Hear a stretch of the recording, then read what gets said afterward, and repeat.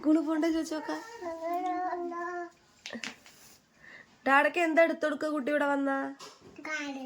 കാല്. അയ്യോ എവിടെ കാല്? ഡാഡയുടെ കാലെവിടെ? അയ്യോ എടുത്തൊടുക്ക കുട്ടി. എന്നാ നീക്കാൻ പറ. 8 മണിയായി പറ. സ്കൂളിൽ പോണ്ടേ? ഇങ്ങനെ വിളിക്ക. അക്കോട്ടാ വിളിക്ക്. അങ്ങനെ അക്കോട്ടിനെ എണീപ്പിച്ച് രണ്ടുപേരും ഇവിടെ കളിക്കാൻ തുടങ്ങിട്ടോ ഗൈസ്. അപ്പം ഞാൻ സ്നാക്സ് ഒക്കെ ഇവിടെ റെഡി ആക്കി വെച്ചിട്ടുണ്ട്. അവൻ പറഞ്ഞ സ്നാക്സ് തന്നെ കേട്ടോ റെഡി ആക്കി വെച്ചിട്ടുണ്ടായിരുന്നത്.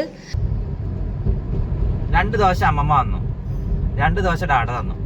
അപ്പൊ കൂട്ടയിൽ ദോശ എത്ര ഉണ്ട്? അപ്പൊ ടോട്ടൽ എത്ര ദോശയായി?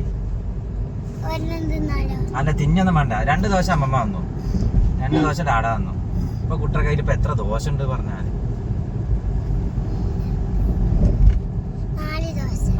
ഇതന്നെയുള്ളു കണക്ക്. അപ്പൊ കൂട്ടും ചെയ്ത് കുറക്കും ചെയ്ത് കൂട്ടി.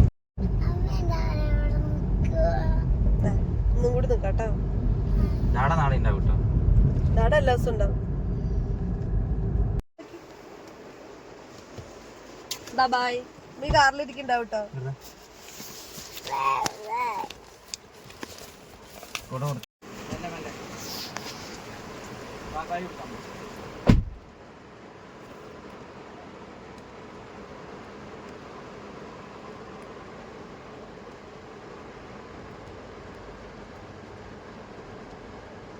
കരഞ്ഞോ?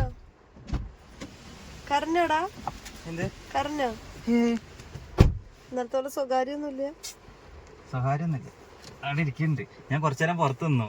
പുറത്തേക്ക് നോക്കണം. പുറത്തൊന്നും നോക്കുന്നില്ല. അവിടെ കുട്ടികളുടെ അടുത്ത് അപ്പേക്കും തുടങ്ങിയോ നിർത്താനോ?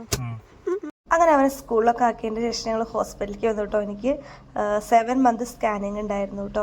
അപ്പോൾ ഇതൊക്കെ കഴിഞ്ഞ് അവിടെ തിരിച്ച് 2 ഡോക്ടറെ കാണിക്കാനായിരുന്നു. 2 ഡോക്ടറെയൊക്കെ കാണിച്ച് അപ്പോഴേക്കും കറക്റ്റ് ടൈമിൽ തന്നെ അക്കുവിൻ്റെ അവിടെ എത്താലോ എന്ന് വിചാരിച്ചിട്ട് അങ്ങനെ ഞങ്ങൾ അവിടുത്തെ കാര്യങ്ങളെല്ലാം വേഗം കഴിച്ചു കേട്ടോ. ടെൻഷനായിരുന്നു അക്കുവിനെ അവിടെ ഇരുത്തി വരാൻ വേണ്ടിയിട്ട്. കാരണം അവൻ ഞങ്ങളോട് അവിടെ തന്നെ വെയിറ്റ് ചെയ്യാൻ പറഞ്ഞായിരുന്നു. അങ്ങനെ ഞങ്ങൾ സ്കൂളിൽ എത്തിയിട്ടോ ഗായ്സ്. കുട്ടീനെ ബാക്കൊക്കെ കയറ്റി.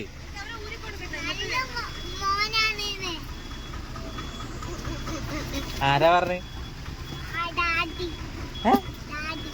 ഞാനോ? ഞാൻ നല്ല കുട്ടിയാണെന്നോ? രാജീവയുടെ ഇറങ്ങുമ്പോഴേ ബദ്രിയുടെ അമ്മ ബദ്രി എന്നോട് പറയാണ് നല്ല മോനാട്ടോ.